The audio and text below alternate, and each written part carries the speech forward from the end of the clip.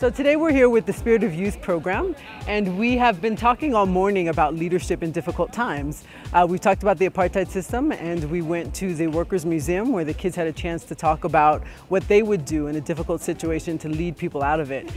So they've been talking about that from a theoretical standpoint, but today when they arrive back on campus, they're going to arrive back to a situation which is going to challenge how they do that in a very practical way. So they're divided into 3 groups once they get off the bus. The first group will be a small group of 15 learners who will be treated to a wonderful 3-course meal where they'll be completely served. There won't be anything they have to do on their own. Someone's going to help them through everything. There's a second group of 30 learners who will come in, and they will have the opportunity to have a wonderful extended buffet, although no one will be helping them along with it, but it's going to be a great experience for them. The third group, our largest group, will be 90 learners who are going to come in, and they won't have much offered to them. There will be uncut bread, there will be plastic knives to cut that bread, a few vats of peanut butter and a few vats of jam for them to put on the bread, and then fewer oranges and sodas than will accommodate the whole group. They'll be divided into these groups without any explanation, and they'll be expected to eat. And then we will wait to see what happens and how they will actually demonstrate leadership when the difficulty is at the stomach level, where they are challenged in real practical terms to live this out.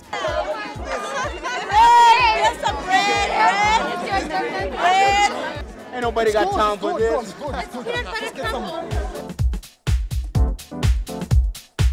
We just got stickers, and then all of a sudden I'm in middle class, which I like the food and all, but still it's not right for them. I think they're just eating bread with water. Yeah, drinking water, and then we're getting like the middle class things, and then they're living the high life that side. Oh, look at them! Oh, now they're striking. Are they doing that? What is wrong is, look at how fantastic they're eating, and we have to eat bread and butter. They deserve it. Just because we got a red sticker, we're not allowed to eat proper food. No, we demand for food, man. We want food. Well, I learned that we mustn't want what other people have. We must be grateful for what we have. So how do you feel about us eating this? I feel sad. That's why I'm going to eat it with you guys. Yes.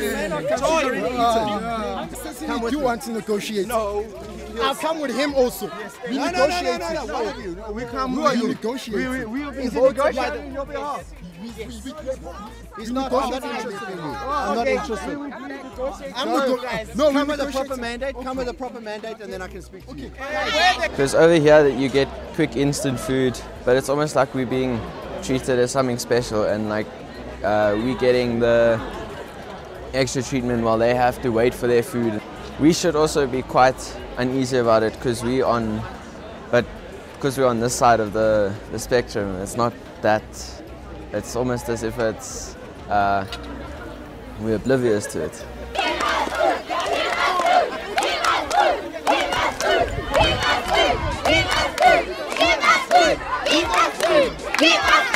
I'm here having a good time, eating chicken and you know, pasta, and they have lemons and dry bread, which sucks.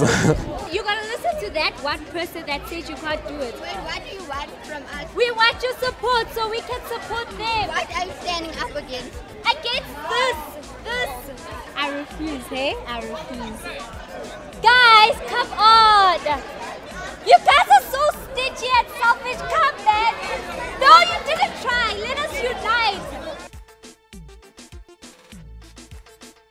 Is it possible to switch off the game in your head? No, eh? Well, for me, what I saw was the middle class. We had food, we had everything that we needed, right? And the people that didn't have anything, obviously didn't have anything. But the people that had stuff, for example, people in South Africa, the people who are privileged, still use those privileges, but then want to stand up for the other people who don't have anything. So why don't they help the people who aren't privileged? Why would you give up your needs, sacrificing yourself, right, for people who you don't even know, right? Think about it in a family sense. If your family was starving, you wouldn't give other people food. You'd look after yourself. When you told us, the red people, when you told us to stay behind the line, you said stop. And then if that's all you said, stop, we wouldn't have stopped and moved on. But then there were threats coming in. Stop or else. Stop, I'm serious. Stop, which I think in my mind, back then it was a threat to them. Like, if you don't stop, your family will do this. You'll lose your job. I don't think the less privileged tried hard enough. Can you hear at the back? So the red group, you didn't try hard enough. I was confused because I was part of the middle class. Yeah. And I asked, why am I part of the middle class? And they said, well, because you deserved it. What did I do to deserve it? And what did they do? What did they do so they in the lower class? You understand? I was so confused. I was like, what's going on? My focus was on the elite group, and I think what I found quite interesting was the fact that a gentleman in the group, I won't mention, said that he doesn't feel bad because this is what he's been given.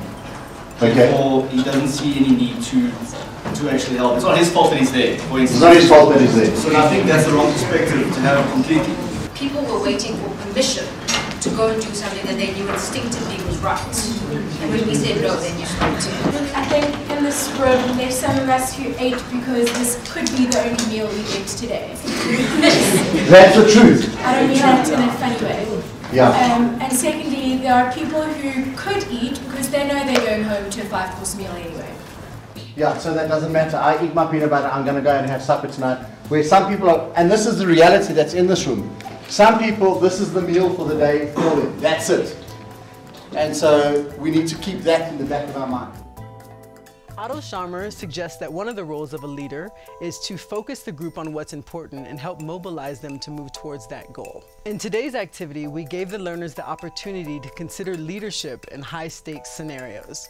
So, when the stakes were high because the emotions were running rampant and because the threat of not having food was real, we gave them the opportunity to think about how do they focus on what's important, how can they get the group coordinated and move them towards that goal. In the debriefing of today's activity, we asked the learners to think about what principles of leadership they were able to draw from this activity.